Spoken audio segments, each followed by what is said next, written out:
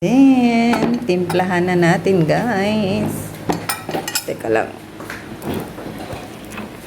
Ito yung aming almusal ngayon, guys. Ayan, mainit pa siya, guys. Mainit pa.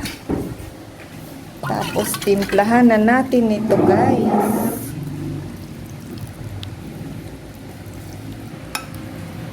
Then, halu-haluin. Tama na yung suka niya.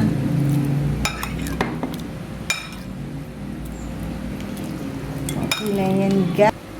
Ito siya, guys. And, ito naman, may puto, may suma na kamuting kahoy, may kutsinta, tapos merong seaweed lato, tapos may natira pa kaming paksiw niyan, and saging.